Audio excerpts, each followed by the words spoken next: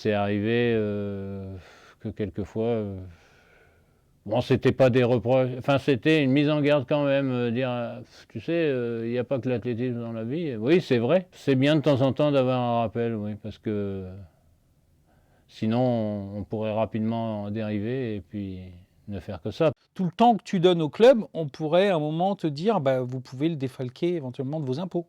Pourquoi pas? Ça, c'est pas forcément fait. Quelque part, je pourrais presque dire, bah voilà, pourquoi pas le mettre dans ta retraite. Voilà, ça tu as travaillé a priori 12 heures quand même, en tant que quelque part un professionnel, puisque c'est aussi ça, c'est finalement, tu remplaces si toi tu n'étais pas là en tant que bénévole, il faudrait mettre quelqu'un qu'on paye. Donc quelque part, on pourrait te dire, bah, pourquoi pas le compter aussi dans la retraite ou autre chose comme ça. Il n'y a pas de statut du bénévole. Aujourd'hui en France, c'est pas nous, élus locaux, qui vont pouvoir effectivement créer un statut, parce que c'est un statut juridique, mais ça peut être aussi, pourquoi pas, un statut fiscal par rapport à un temps qui serait investi. Et très clairement, c'est aussi à l'État.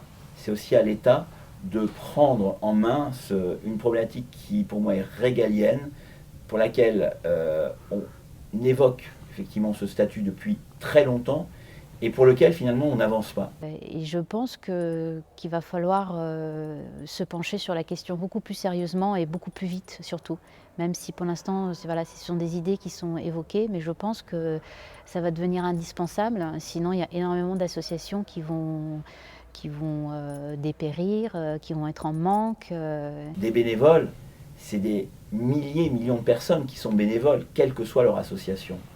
Et si on a une crise du bénévolat, si aujourd'hui on a du mal à trouver les jeunes, c'est que quelqu'un qui a 40 ans qui veut être bénévole, il a le temps, il lui faudra du temps pour s'investir, en plus de son travail, en plus de sa vie de famille. Donc il faut un juste équilibre. Et si ce statut juridique du bénévole passe peut-être par des mesures fiscales par rapport au temps investi, moi je dis pourquoi pas.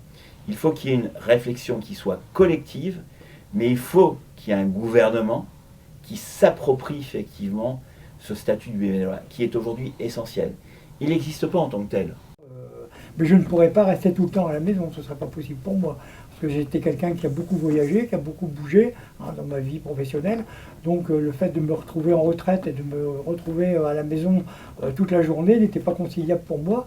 Donc il fallait que je fasse du bénévolat. J'avais besoin d'être à l'extérieur, de retrouver un peu ce que j'avais dans mon métier et de pouvoir le faire en tant que bénévole. Il faut aussi penser à toutes ces personnes qui s'impliquent pendant des années, pendant 5 ans, 10 ans, 15 ans, 20 ans de leur vie, qui donnent de leur temps et de leur énergie. Et je pense qu'il faut réfléchir à quelque chose plus sérieusement. Ouais.